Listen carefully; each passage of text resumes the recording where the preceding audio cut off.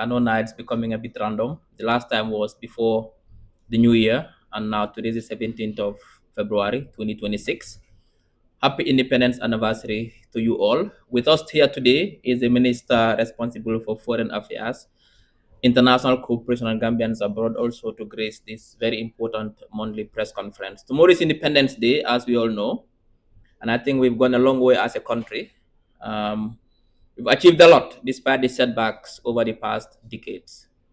But before we'll start, I'll start with the updates from government. Then we can do a short presentation of the achievements of the tour, as highlighted by the president, and then we can now open the floor for Q&A.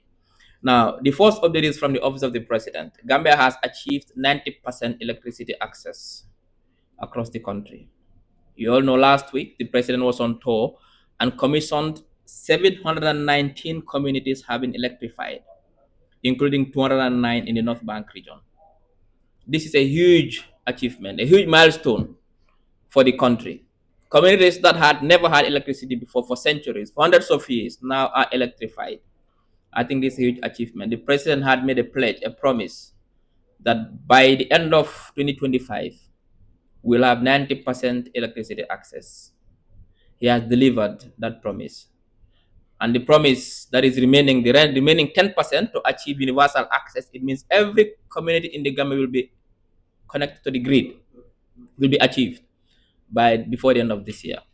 I think, if I'm not mistaken, you can correct me if I'm wrong, Gambia will be the first country in West Africa to really achieve this very significant achievement. Now, not only are communities being electrified, schools and healthcare centers are also being electrified. The president also expanded electricity, solar, in 1,000 schools and 100 health centers as well. Now, the president of ECOWAS, Dr. Omar Toure, has congratulated the Gambia for leading implementation of this ECOWAS project of electrification and for being the first country in the sub-region to reach its electrification target. That Gambia is the first country in the sub-region to reach this target of 90%. And the government has reaffirmed its commitment to ensuring that no Gambian community is left behind in national development. The president has promised what we call inclusive development, inclusive transformation, that nobody is left behind, breaking the dichotomy between urban and rural, and also reducing rural-urban migration is to make sure we bring basic services to our people in rural Gambia through water supply, expanding access to education and healthcare, but also building roads. The other update is from the Ministry of Interior, the more precise Department of Immigration, which has to do with digitalization of payments for national ID cards and residential permits. The Immigration Department is saying that effective 16th of February, which was yesterday, ID card and residential permit payments at Carnifing and Banjul centers will no longer accept cash. It means if you want to pay for your ID cards and your residence permits, you don't have to pay money at the issuing center. What they are saying is that applicants must make payments at designated commercial banks and present original receipts for processing. Now, this is all part of our reforms for broader digital governance and public financial management modernization agenda. This is part of our reforms. Now, the other one is for the Gambia Prison Services. They announced that the President, Adama Barrow, exercising his prerogative of mercy powers under Section 82 of the 1997 Constitution, is granting presidential pardon to 56 male inmates. According to a statement from the prison authorities, the inmates were released on Wednesday last week from the Mile 2 state prisons as part of the exercise of the president's constitutional mandate. The prison services said that the decision reflects the government's commitment to justice rehabilitation and reintegration, offering eligible inmates an opportunity to rebuild their lives and contribute positively to society. Now, there's another update which will be delivered by the Minister for Foreign Affairs. If you could give us that update about I think questions about the Gambians in Ukraine and their fate. That question was also asked. If you can give us updates on that. Thank you. Thank you very much, Doctor. Good morning, members of the media, permanent secretaries, and other senior government officials here present. Let me join Doctor also in congratulating you and also wishing you a happy anniversary celebration. Um, this is just an update. If you have seen recently, the report on the death of about 20 Gambian citizens in Russia. According to the reports we received from our mission, so far, 9 of them.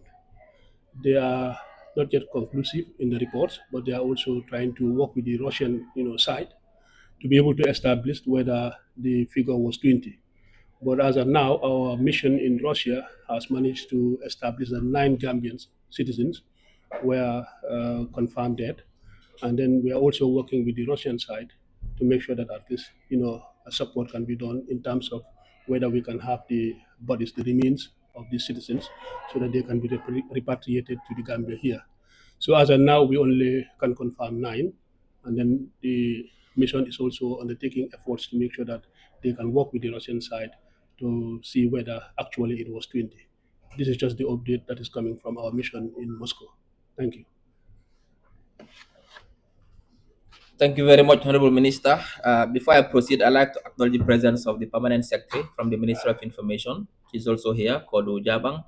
And also the advisor to the Minister, Mr. Kebature, is also here as well to grace this occasion. But before we open the floor for Q&A from journalists, I'd like to go through a few developments that are registered in 2025 by the government of the Gambia. Now, the president had the Meet the People's tour recently. And then you can see that he had direct engagements in 7 regions. And the focus was on accountability and citizen feedback. As a government, we care about what the citizens are saying and what their aspirations are, what their concerns are. That is why the president, every year, at least once, as mandated by the constitution, goes around the country to interface with the citizens. So they tell him how they are feeling, what they want, what their needs are. And in response, he tells them what he can do. And then every year he goes back and they hold him accountable for his promises in the previous year. That is why the talk gives him the chance, or the citizens the chance, to hold him accountable, but also to get a feedback loop mechanism as well. Now, the goal of the tour is to translate the Uruwa NDP into tangible community results. We all know the Gambia's development framework is guided by the Uruwa National Development Plan. Obviously, it should not only be something on paper, it should be felt by the citizens. The impact must be felt by the citizens. If the NDP says that the plan is to build 1,000 kilometers of roads, this should translate into tangible impacts by the citizens. Now, under infrastructure, the government has built 1,200 kilometers of roads since 2017, completed. It's completed. Now, those that are yet to be completed, if you add it, it's over 1,500 kilometers of roads. And we are commissioning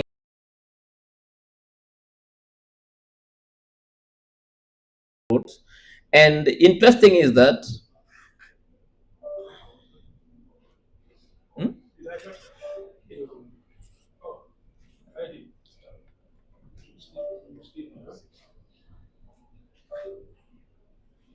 it's coming soon.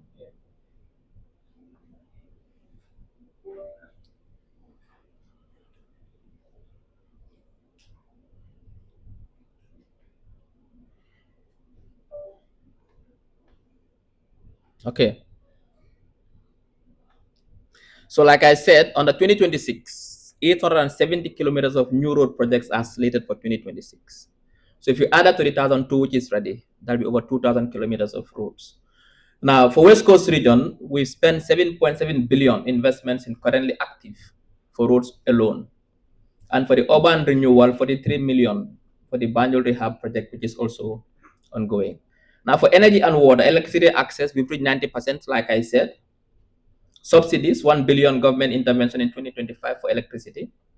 And then we are also, for water, 100 new systems serving 106,500 plus citizens. And the WASIP project, which will also provide water to over 1 million Gambians in urban Gambia. For agriculture, fertilizer subsidy prices reduced from 2,950 to 1,100, 63% subsidy. Government is paying the rest.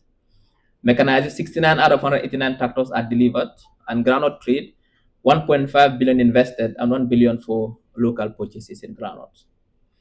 For healthcare, ambulance fleet increased from 60 to 170. It was 60 by 2017, now it's 170. Maternal care, 10 new wards via the FAB Foundation, including SAO Farafanya and Soma. And also, we have also National Emergency Center, 105 bed facility nearing completion, 1,500 bed in Farato. Many hospitals under reconstruction. We are building new ones, particularly in healthcare centers in Jali, in Kiang, in Mankamang, in Tumana, in Sisemajao, and also in Salikenye.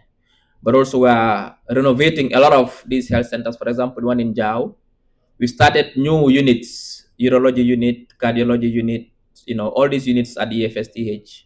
We've also invested over $3.1 million in equipment alone on the healthcare sector. On the education, we built over 6,000 classrooms and over 400 schools within this very short period to expand education access to rural communities as well. Youth and women enterprise for 95 million has been disbursed to date. Entrepreneurship 117 million to set aside to train and fund 2,240 women. We have also invested a lot in building new universities, the USET one in Brikama, and also to promote skills among young people. We've built a lot of vocational training centers. Some are specialized, some are most ones are in Kanilai, in Demban, in Pachar, in Wasu. We are building specialized ones in Tujereng for only aquaculture, another specialized ones in Pachar for only the agri business as well. And also giving scholarships to over 40% of students who are going to the UTG as well. And then the initiatives for integrity, we are launching the National Disinformation Response Center, which is an air-powered verification hub in the region. And this aligns with our Pretoria Action Plan. So these are some of the achievements we've registered. We've also passed the data protection law, which ensures that your data is protected, and the personal privacy laws. We've also passed obviously, you all know that the anti-corruption law was passed. The anti-corruption officials have been confirmed, and they'll be sworn in very soon. The reparations commission is also active, and they've started paying reparations to victims as well. So all these are achievements by the government, and we all know the president is focused on building or continuing to build a stable, secure, vibrant, thriving democracy in the sub-region. Recently, Gambia has been named the safest country in West Africa and the fourth safest in Africa, behind Mauritius, Namibia, and Botswana. But in West Africa, we're the safest country. It means that we're a very secure country. Our democracy is next to none in the continent. The fastest growing economy, economy will grow to 5.9% by the end of the year. It means our economy is expanding. So all these are good news. Our public finances are in good shape. Our budget deficit is almost 1%, which is way below the accepted average globally. It means that the country is on the right track. The Gambia is better off today than 15 years ago. And this is confirmed by both GDP growth, but also purchasing power as well. So this is what is happening in the country. I think we all should be proud of ourselves for the good work. Everybody contributed. The president alone is not taking the credit for this. Everybody is contributing. From the farmer in Bondali to the carpenter in Basse to the welder man in Brikama to the civil servant in Banjul. Everybody contributed to the success of this country. And I think tomorrow is independence. We all should be proud of ourselves. At 61 years old today, tomorrow, we've built a country against all odds. Despite the pessimistic prognosis of Bakile Rice, who said the Gambia was not a probable nation and that we could not survive as an independent sovereign state because of the status of our resources in 1965. But now today, we did not only survive as an independent nation, we've also gone through a lot of hardships and difficulties and setbacks. And we've become very resilient in making sure that we harness the spirit, the Gambian spirit, to make sure that we now survive as a nation. Tomorrow we celebrate 61, and we are now one of the leading developing countries in West Africa. So that's all from us, and we'll be happy to receive questions from you. Thank you.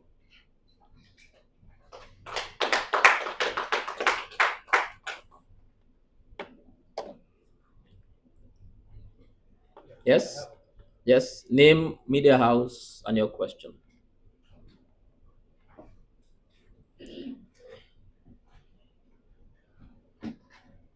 Thank you very much. I'm Sheriff, reporting for Civil Press. My question goes to the Honorable Minister. Honorable. Yes, please. Go ahead. Yeah, you've talked about the Gambians who died at the front line in the Russia-Ukraine war.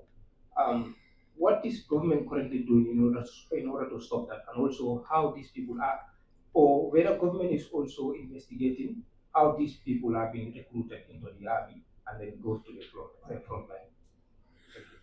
Thank you. Thank you very much. Let me just put clarification in this. We are not sure whether they die in the front line. What we know is that they died in operations, and this is so far the figure that we have received. Most of the time, Gambians that travels to Russia do go with the securing visitors visa. Some they go with maybe education visas, and then they end up, enlisting into the Russian army. It is the same way that on the Ukraine side also, we have Gambians who are also enlisting into the Ukraine armed forces, and they are also equally fighting.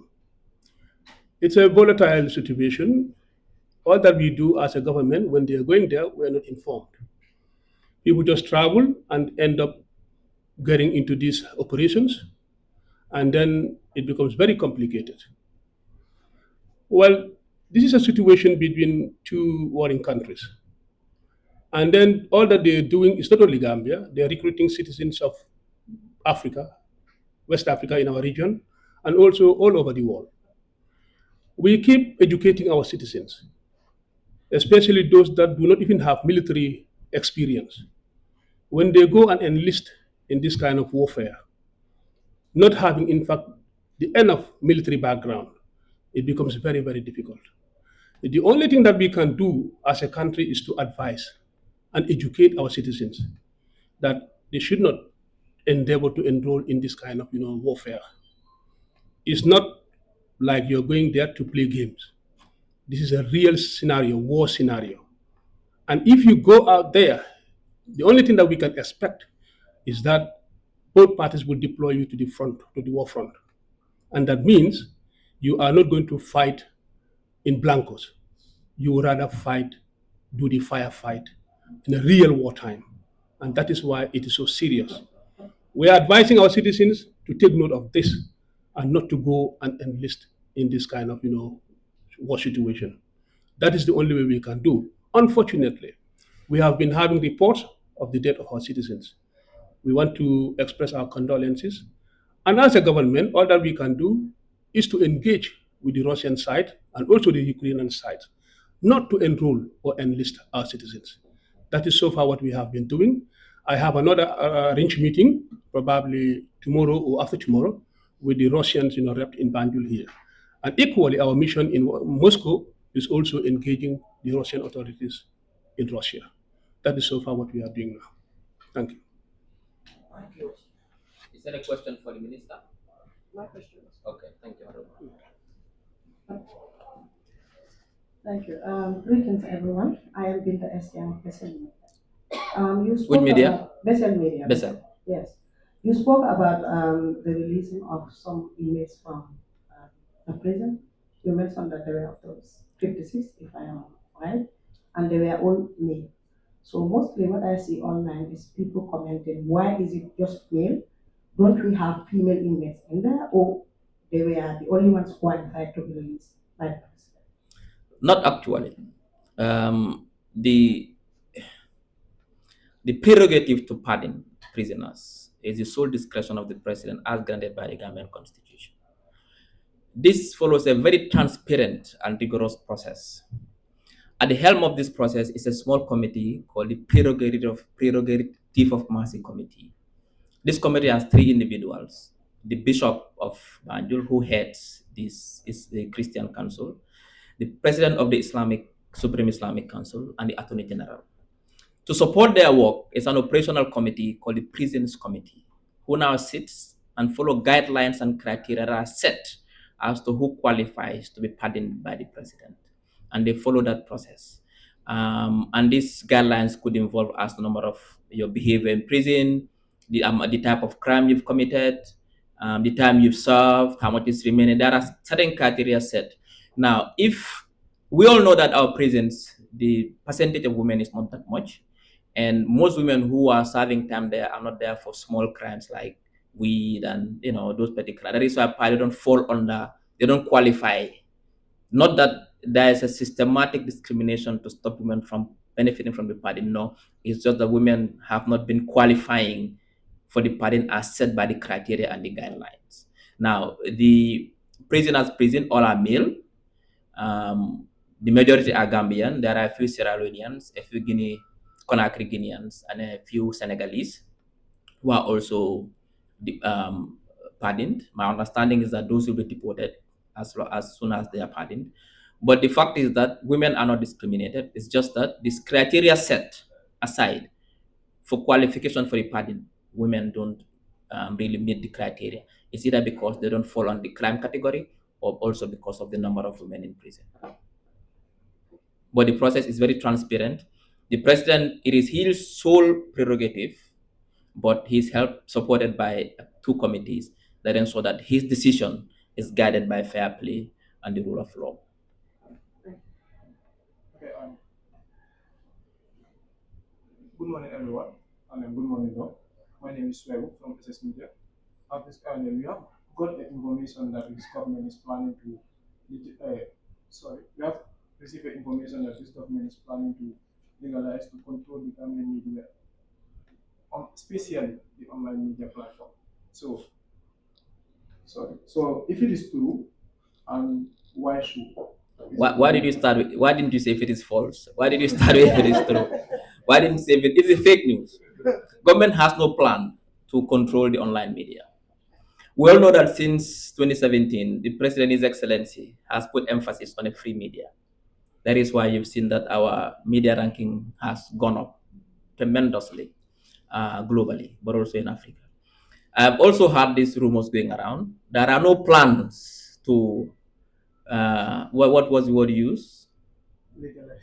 To there is no plan to muzzle the press. There's no plans to do that. So it's all fake news.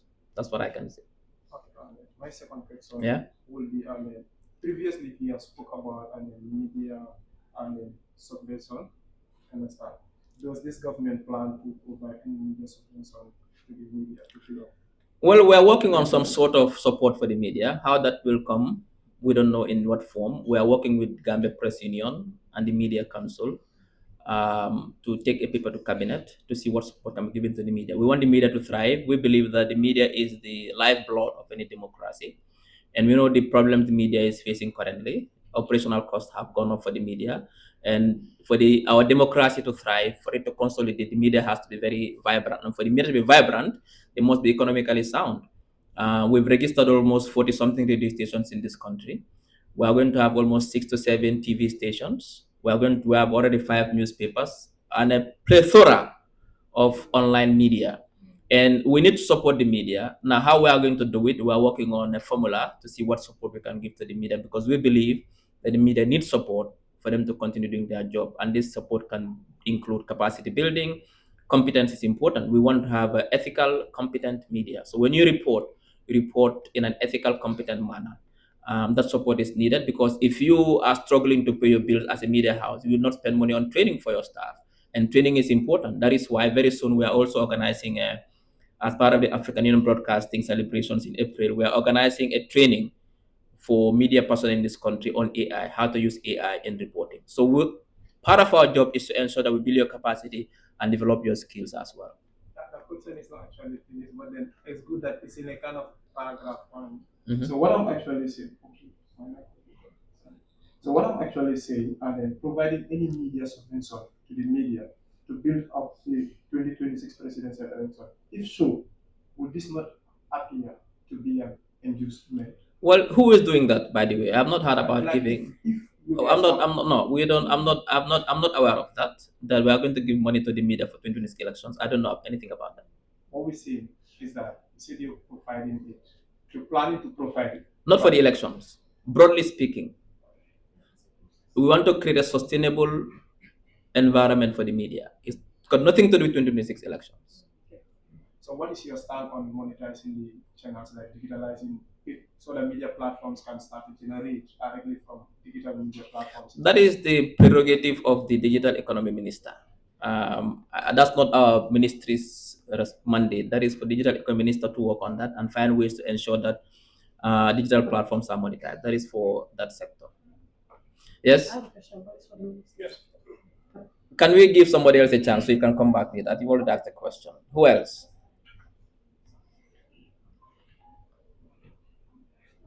Good morning, everyone. My name is Anamana from TTM, that is Teacher Media. Yeah, my question is, you made mention the Gambia government have achieved 90% of electrifying the Gambian communities. So you find that there are certain bridge in like 4 years onwards that we are lucky to be part of the project. We even have the meetings and so on. But then the president have went on a nationwide tour and inaugurate certain areas, but we are yet to also receive the electrifying, finally to say. It will come. So this is why I wanted to ask, for how long do we have to also keep waiting? Well, I cannot tell you the exact timeline. I know what I can tell you with confidence is that the president made a promise that by the end of the year we'll have 90%. He's already fulfilled that promise. The 10% will come. It's on course. Very soon it will come. I cannot tell you exact, but what I can tell you is that rest assured that all communities in the Gambia will be electrified. If you don't have it now, you will have it very soon. That I can assure you.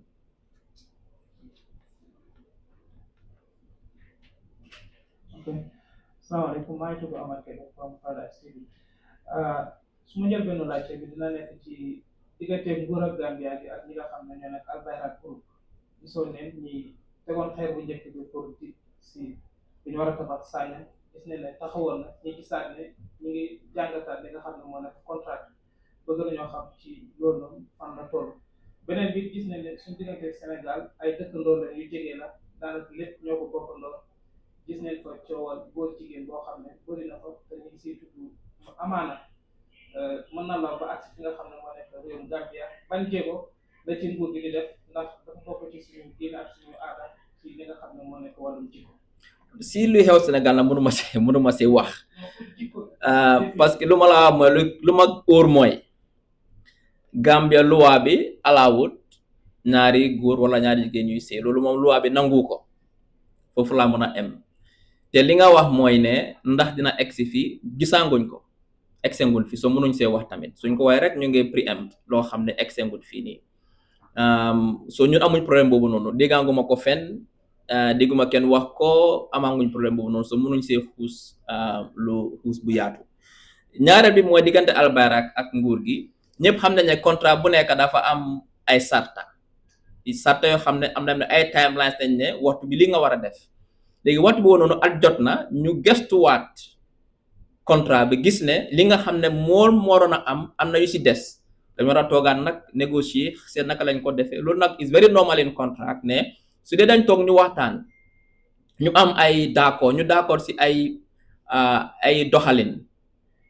si ay waxtu ay jamono bi jot nag ñu gestu gis ne am na li si des war nañoo toogaat ñu waxtaan si naka lañ ko mën a gaawale loolu rek la waaye du dara li nga xam ne dafa yaa contrat bi wala dafa affect contrat bi toog la rek waxtaan si contrat bi ak naka la moo demee si kanam loolu rek la.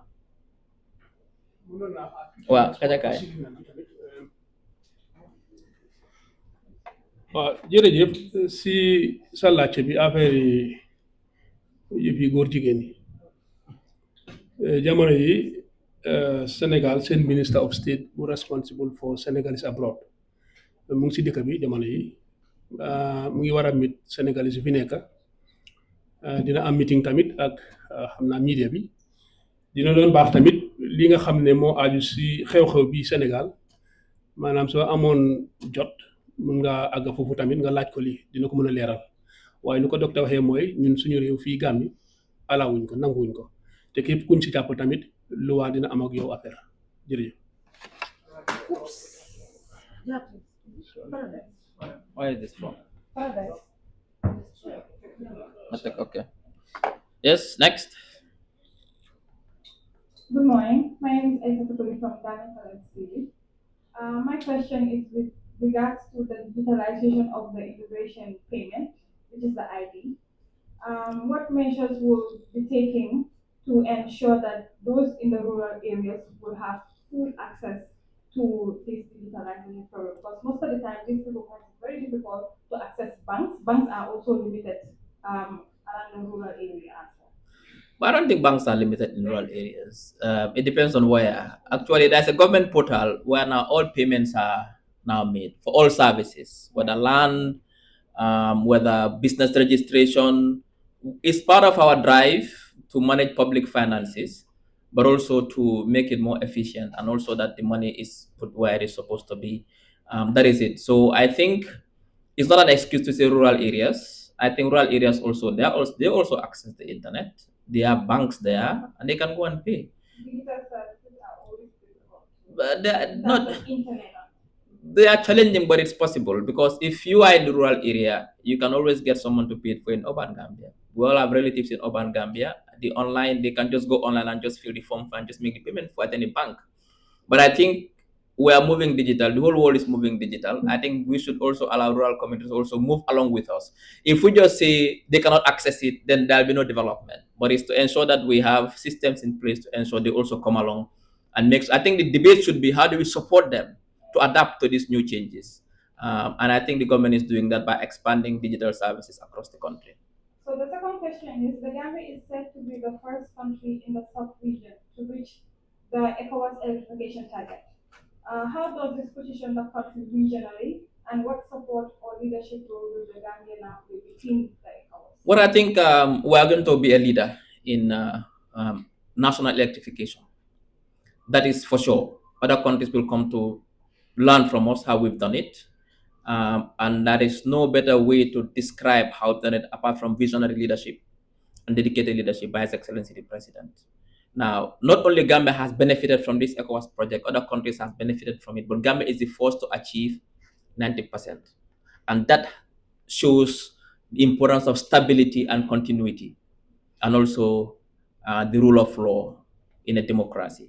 If you look at the sub-region today, Gambia is started as one of the leading multi-party democracies, stable, thriving, following the rule of law. So I think this is good for the Gambia. It puts us at another level in the map. I was very emotional. I've seen people cry in rural when the president was around. Cry, not like cry, normal cry like you used to cry. Yes. No, they cry, emotional, happiness, because they never imagined in their lifetime that they would witness having electricity in their homes and drink cold water from their fridge and put their ACs on. And you know the impact of this is that it's going to provide jobs. Where there were no welders before, there'll be welders now, and carpenters, electricians, radio makers, TV makers. It's a huge achievement. We are underplaying and downplaying this, but it is huge. It's a revolution. And we are lucky to be the generation that witnessed this. We are very lucky to be the generation that witnessed this. So I think it's good that we have this. Gambia now is leading the drive for electricity expansion. Further questions? Yes. Good morning. My name is Manna Boka. I'm from QTV.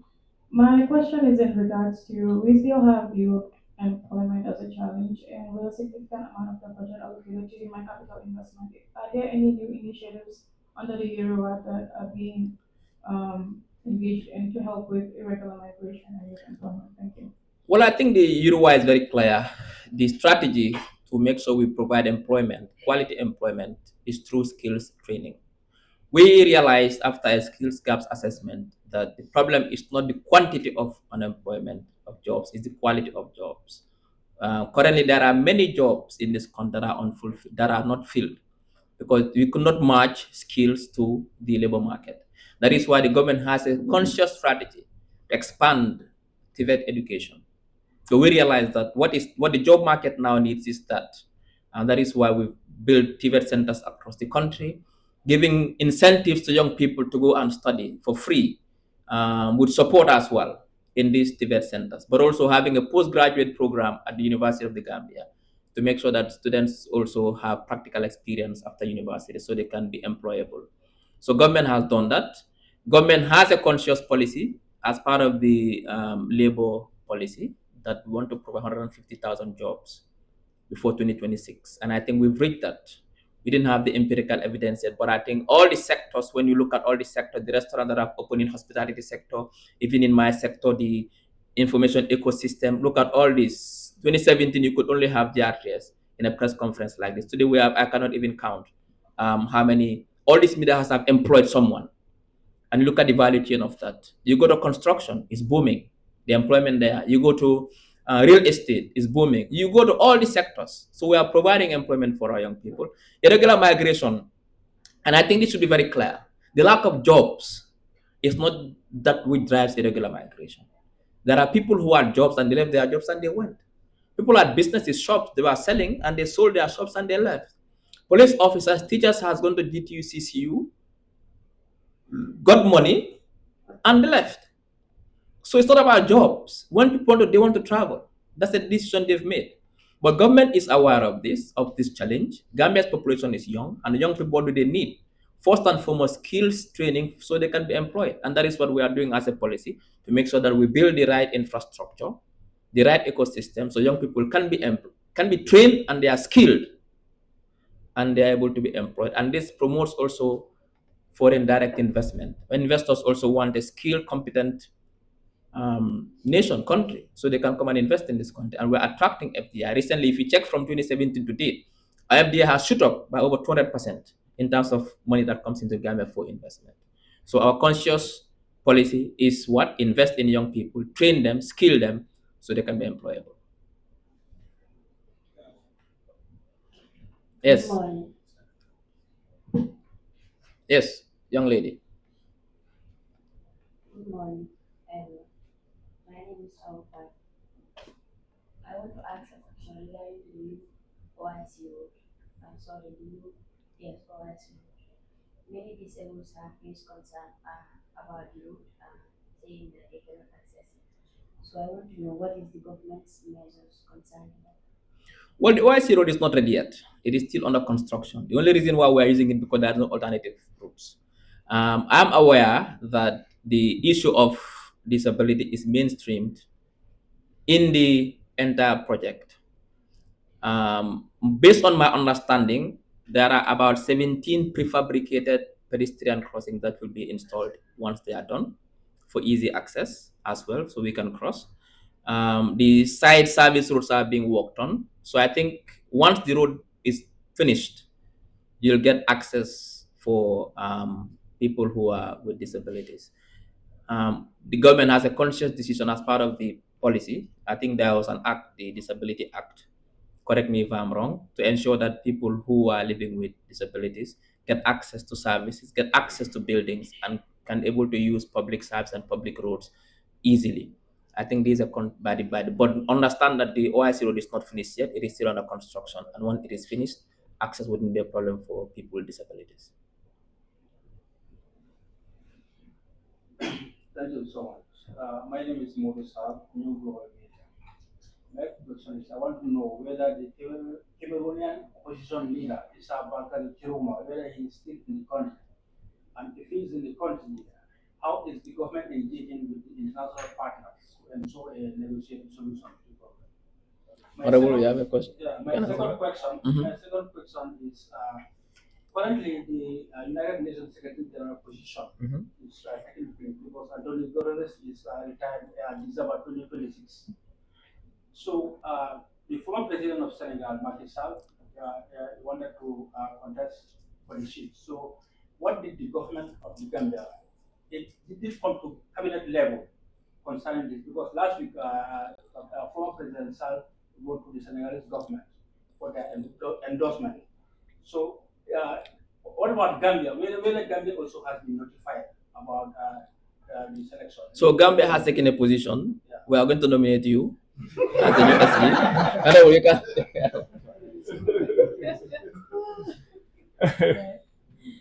Well, are you not interested? Of course, I'm interested. All right, then submit your bid. Thank you. With regards to Isa Bakari Chiroma, if you recall, after the elections in Cameroon, in fact, before the Independent Electoral Commission announces the results of the elections, Isa decided to announce himself as the winner of the elections. That alone contravenes the constitutions of Cameroon. And then he fled the country and then went to Nigeria. His presence in the Gambia here was facilitated by the Federal Republic of Nigeria. Gambia hosted him purely on humanitarian basis and also to make sure that the peace and stability and tranquility in Cameroon is not jeopardized. Gambia acted in solidarity with regional, holdings. Gambia acted purely on humanitarian basis, and it is also on a temporal basis to host Isa Bokari. However, when he arrived in the country, he was also given some conditions that he cannot use the Gambia to launch attacks or to cause any instability in Cameroon. Those were the conditions of his stay here. About his engagement with the international community, this is something that is not up to that level. Okay, if he wants to go back home. Well, he ran away because he knew that he was going to be arrested and then also be taken before the court of law. That is why he ran away. So engaging maybe discussions with international community, probably that should come from him or from Cameroon.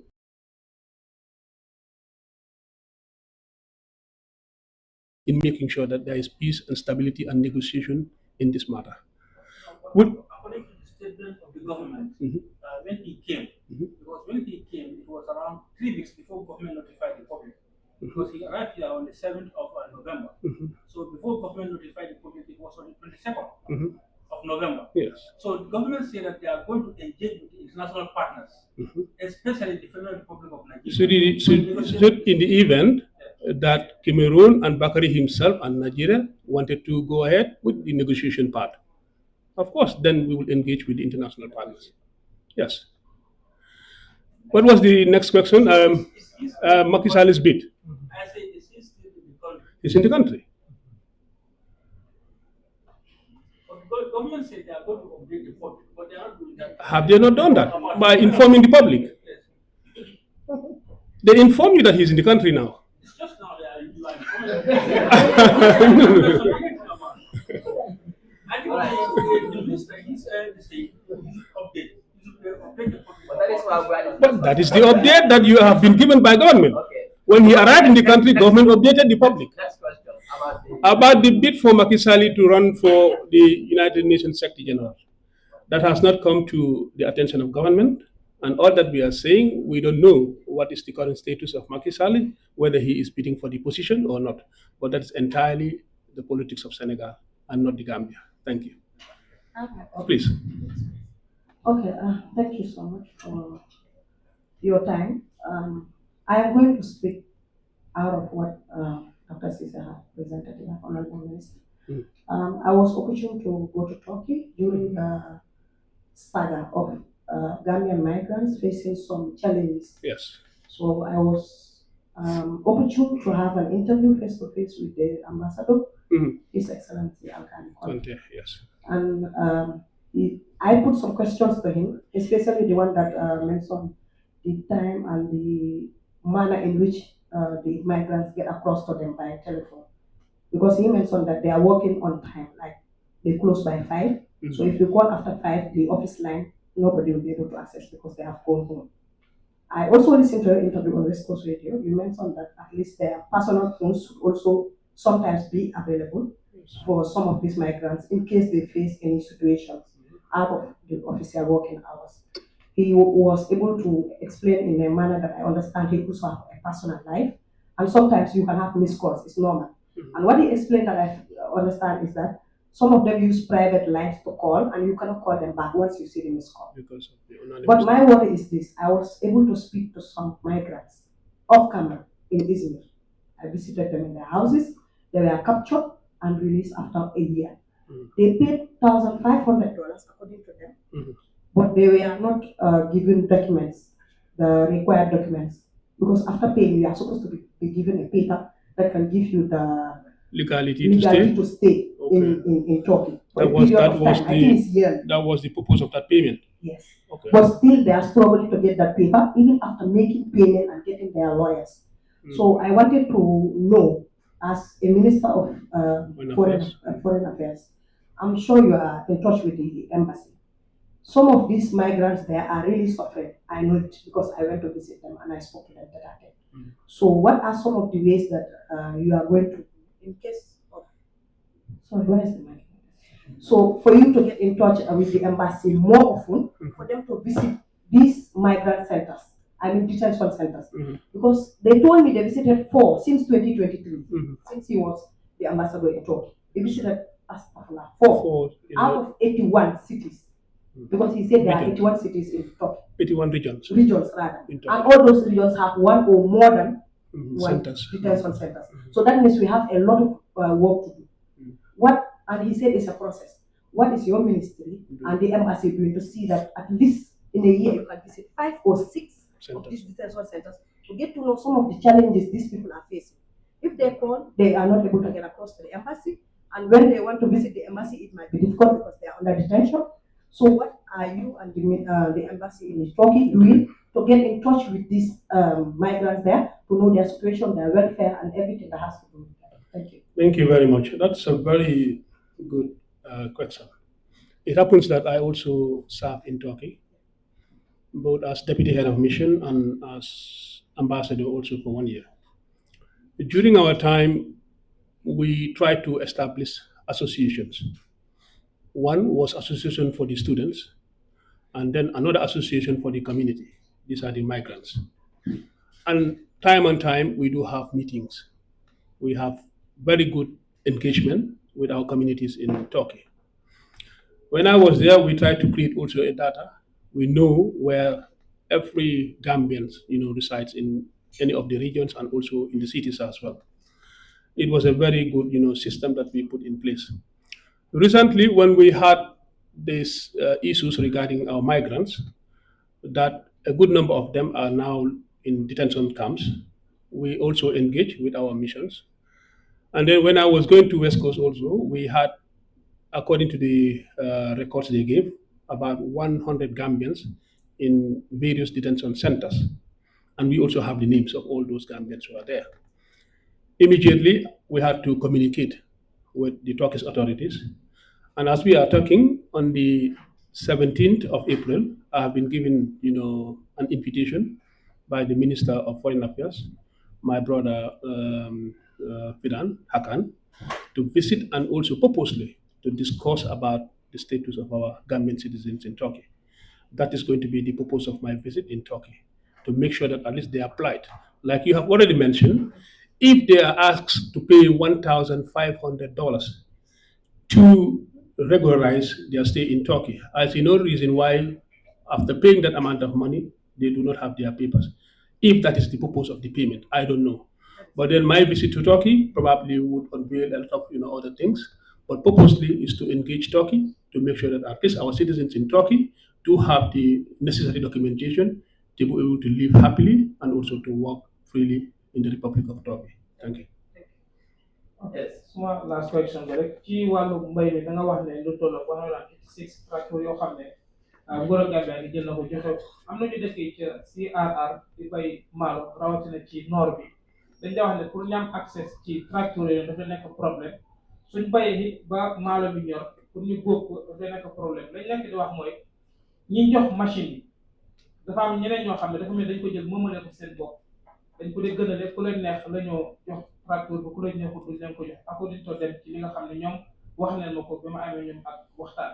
So ci loolu noonu lan moo ci nekk taxawaayu jëwriñ liñ dénk wàllu mbay mi pour ñu gis ne kat tracteur yi ñu ko war a jot dina ko jot ci waxtu bi ko soxla. waaye tracteur yi yu government isi mu 180 tracteur yi mooy téeméer ak juróom-ñetti fukki tracteur yu government isi du pour jox ko nit ñi for free dafa am ay statut yu government teg mooy ne tracteur bi nguur gi na ko isi yow mi nga na nga bëgg a tractor da ngaa fay 25% léegi government moo laa fayal 50% bi beneen 25 nga koo fay ndànk-ndànk kon yow ki ñëw nga fay sa 25% nga sign contract pour njola tractor yow sa bos la nu la neexee nga ko usee warloo ko dem si ak xanaa nga bëgg a abal nit de kon ñooñu suñ bëggee tractor ñoo ñëw tamit jël si tractor yi tractor bi du free ne ko dañ ko mayee ne wala pour community bi la non du loolu sarta bi mooy ne da ngaa ñëw nga apply ne da nga bëgg a tractor bi nga fay 25% government fay la 50% beneen 25 nga ko fay ndànka for 5 years ba mu jeex mu nekk sa bos ah dañ koo jabara subvented prices let's say tractor mu ngi jar $5 million let's say tractor mu ngi jar 5 million dañ ko yombalal béykat bi ne da ngaa ñëw nga fay 25% ñaata la 1.5 million foog naa so $1 million for exemple la laa jox nii rek beneen 25% nga ko fay ndànka for 5 years beneen government moo la ko fayal it means yow 2.5 million ngaa fay government moo la fayal mu yombalal la ko ba doo 2.5 doo ko fay yëpp sax da ngaa fay ndànka so pour jàppale béykat bi la mu am access to tractor fekk du sona loolu rek la déedéet doo ko mën a am su dee ñëwloo nga wane interest nga fay 25% bi doo si mën a am xanaa ñu jàppale la si beneen wi xam naa ne moom si woon dañ harvesters combine harvesters ak yeneen tractors di ko jàppale dañuy rice farmers xaw ma ñan ñoo bénéfice loolu nag mënuma see sori si boobu noonu waaye xam naa ne moom si mbiri 180 scheme bi initiative bi pour gis mu yomba mooy dañ laa jot tractor nga fay 25% government fay la 50% bi 25 nga ko fay ndànk combine harvesters yu gaa isi nag naka lañ ko tasaaree si dex gi nag boobu xaw ma naka la fa demee parce que ñoom li ñu waxoon mooy ñi nga xam ne ñoom la ministre bi jox tracteur yooyu noonu dafa am ñeneen ñoo xam ne am nañ si yëfi bopp bokkut ak bu ministre bi soo ñëwee ñoom understand ne private ñoom ku bëgg a luwaas nga dem nga luwaas bon bi nga xam ne moo nekk ci ministre bi ci boppam nee na ñi nga xam ne dañ ko jox daanaka ñoo ko dee doxaleen boo xam ne ok léegi loolu am na solo dinañ wax ministre bi bring li to his attention ne ko ne nii la fa demee suba ma mun a gestu surtout naka la moo mën a def pour gis nañ képp koo xam ne war ngaa njëriñoo si tracteur bi nga njëriñoo si yes.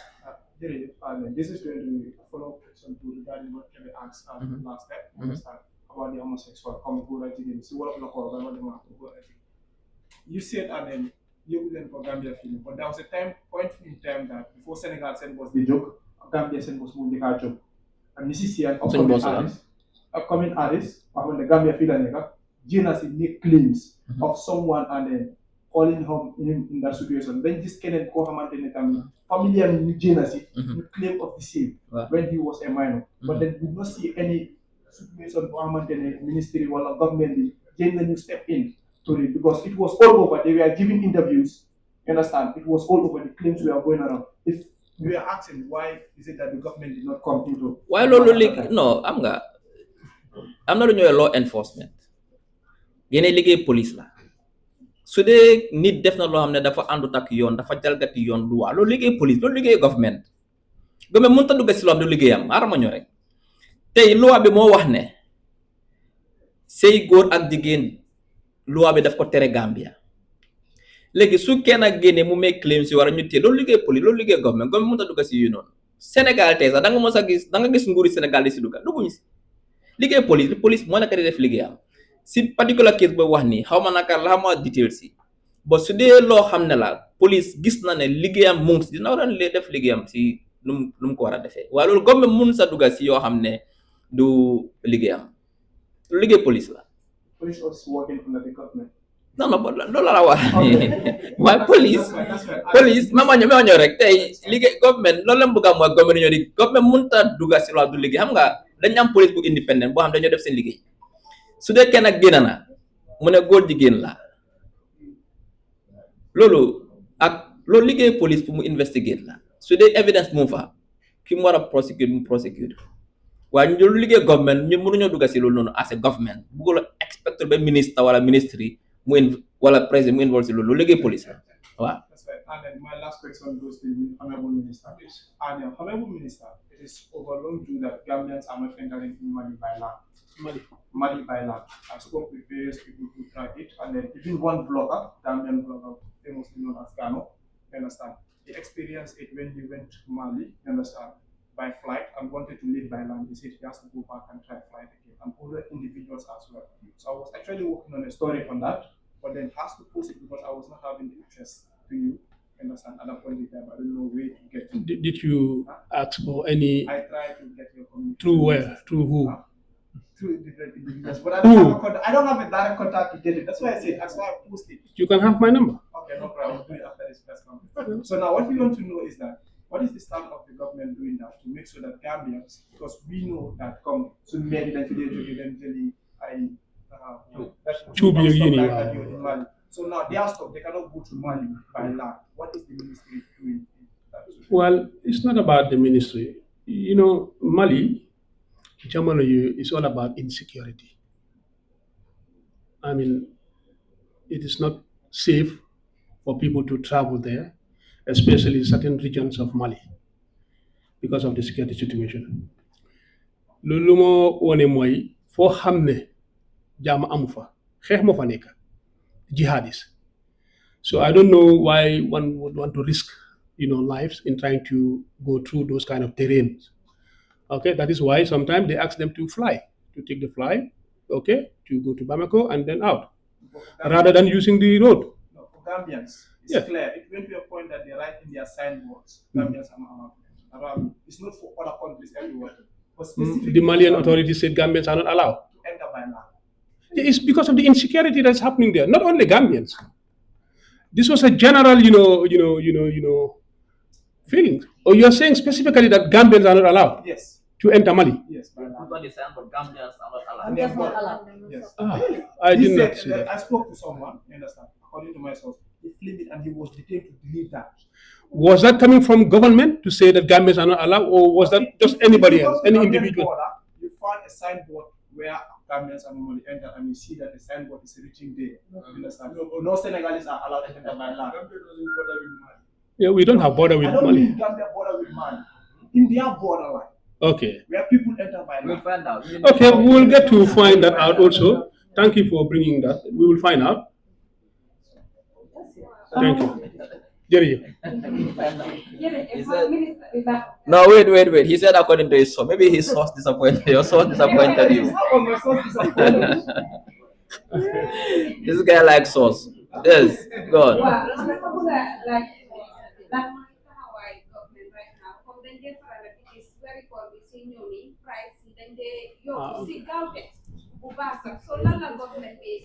Right now to make sure price you maintain wala ñu wàcc sa nit yi seen weeri koor bi bagage ñu war a jënd yoo xam ne dañ koo soxla mu yomba si ñoom parce que right now dangaa gis ne ñu néew doole ñu ngi face problème yu baax a baax yoo xam ne for exemple let's say onion parce que mu ngi woon let's say 1002 all of a sudden dangaa gis weeri koor baa ngi ñëw 1007 1008 xanaa government bi yëgu leen si dara ak ban taxawee ngeen nekk di def pour make sure price yi ñu wàcc. Yow sa question bi noo ko war a frame mooy nan la nit ñi war a def government li mu war a def na ko ba pare ñun lu ñu war a def nañ ko mooy ne gis nañ ne dañ stabilize prices yi ba pare through monetary ak fiscal policy ak through some investments ak subsidies gis nañ ne saaku maalo léegi wàcc na te maa ngi hold record si 9 February wholesale price is 1450 léegi dafa des léegi foo ko jëndee Serekunda dafa am price am 1650 Banjul am price am dafa des si bandu ñoo ko jëndee but stabilize nañ price yi but saaku maalo léegi is under 2000 ñëpp xam nañ loolu noonu léegi nit ñi nga war a waxal léegi shopkeeper yi ñu bàyyi di increase price yi because of weeri koor la so léegi sax ko dafa war a lan la nit ñi war a def parce que government mënut a dem si market bi si every shop government mënut a nekk si every shop di contrôle wax nit ñi ne ni nga koo jaayee léegi ñun citizens si ñoo war a nekk citizens yu baax ngay jaay sa price noo ko war a jaay bu ko yokka because of weeri koor la so ñun ñoo war a jël responsibility bi waaye ñu lu ñu war a def mooy léegi stabilise nañ prices yi muy diwlin muy soble muy pompiteer muy saaku maalo stabilise nañ muy sukur yëpp stabilise nañ prices yi léegi te expect loo tamit kii Gambia duñ dee produce all these things amuñ factory diwlin amuñ factory sukur amuñ factory maalo ak yu noonu these things coming from outside dañ ko di jënda léegi kii jaay doo ko wane wàññil sa price because of weeri koor because dafa lose suba lu mu dee isi mooy scarcity moo tax government in a free market du dee involve si price control because soo ko defee daf dee backfire dafa cause scarcity yow de soo nekkoon jaaykat nga jënda saaku maalo $50 India, $50 nga ko jëndee, nga teg si loo ko transporter pour isi ko $5 mu nekk 55, nga fay si shop, fay courant, fay leberees, fay everything mu demee $60, nga ñëw léegi pour jaay ko 62 $2 mooy sa government nga ko jaay 55, doo ko jaay da nga ko denca. Suba soo dencee luy xew scarcity moo am, moo tax government du dugga si price control, but government dafa ensure comme for basic commodities kenn duy fay waiver duty si maalo ak basic commodities pour mu gën a yombal askan bi.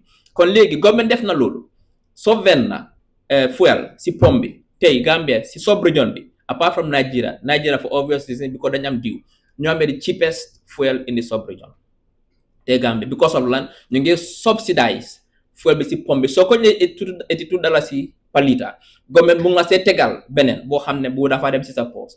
te ñu ngi subsidize electricity, su dee yaa ngi fay $17 per kilowatt hour tey courant cash power, government mu nga see tegal loo xam ne boobu sa poche la moo dem pour rek nga am extra money si sa poche. As a Gambian increasing salaries on 3 occasions pour rek ñu am extra xaalis si suñu poche. tey soo seetee sub region bi lekk fii la gën a yombee, muy diwlin muy sukur muy maalo yépp fii la gën a yombee, Gambie la gën a yombee. léegi su defee loolu ñu def loolu léegi ñun askan wi léegi ñu war a jël responsibility ñu bàyyi di yokka prices yi su dee weeri koor mu ngi jot si ko leen gis mu def ko dangeen ko ong si boppam ngeen ne ko ne hey lii jaadu loolu rek ngeen a mën a def, waaye ñun as a government def nañu ñu war a pour gis ne stabiliser prices yi.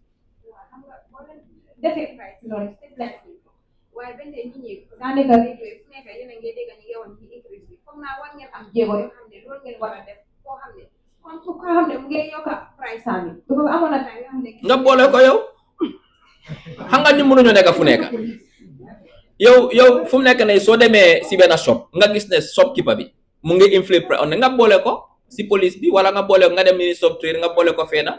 waaye ñun as mënuñoo nekk every shop mënuñ fa nekk citizen si ñëwoñu moo tax man la ne sa question ko war a frame ñun lan la ñoo mën a def pour jàppale government bi. government def na ay jéego pour jàppale askan bi pour gis ne price yëpp stabilise nañ ko léegi ñun lan la ñoo def pour jàppale government bi mooy yow kii jaay nga bàyyi sa price si mu nekk foo xam ne noonu la fa war a nekk yow mi nga xam ne yaa ngi jënd koo xam ne mu ngi def njuñ jaaj yokk price nga boole ko wala bu jënd si moom nga dem jënd si keneen. Final question, huh? Sorry. Yes. Final the question question. I have is in relation to a conversation, the engagement that he was having with the Honorable Minister regarding that he was trying to request for information and things like that. So my question is in relation to the Access to Information Act, which requires public bodies to have information officers where journalists, if they want information, they can go through there and get it. What is being done to ensure that these information officers are available and journalists can have their communication details so that when we need something, we can acquire it from them? Oh, they're all available. When it was implemented, we have ensured that every MDA has an information officer, at least 2 information officers. In the process, I think you should familiarize yourself with the process. You don't just go there, you write to the MDA that you want information from and request for information. And they are bound by a law to respond to you within 14 days to say they've received your request and they'll work on it. And bound by a law to also respond and give you information. And where they cannot, because of exemptions in the law, they have to also notify you. So this is happening. All MDAs are now information officers. So if you require any information, just write to the MDA and request for information. By law, if the information is not exempt by a law in the Act, they are bound by a law to give it to you. Otherwise, you could go to the commission and lay a complaint and they'll investigate and make sure that they do the right thing. There's a commission set up for that, where you feel that your information is not provided for you. I'm asking because the problem we have right now is a lot of us don't know who these MDAs are and what their communication details are for us to have. No, but what are the MDAs? It's ministry departments and agencies. Let's say you need information from Minister of Agriculture. Who do you write to? The permanent secretary, Minister of Agriculture. It goes to agriculture, and I think mostly is the permanent secretary who is the information officer in this ministry. So if one information from Minister of Tourism, you write the Minister of Tourism.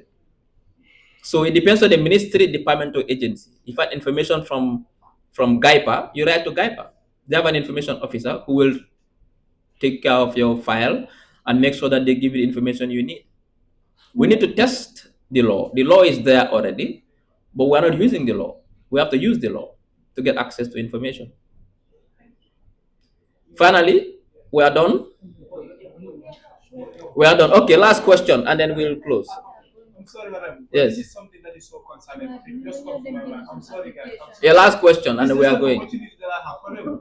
Yes. This is just the last opportunity that I have. Actually, I have tried other two times to have a special interview with you. So it was From which media house? SS Media. Okay. You understand? It's not possible, so I'm gonna use this opportunity. Okay. Actually, there's something that is concerning and in Gambia right now. If you leave Gambia, you home, you went to anywhere, and like for example, you went to Brikama after 9 o'clock, the only way you can pay is $200 by vans. This commercial, they deliberately change prices.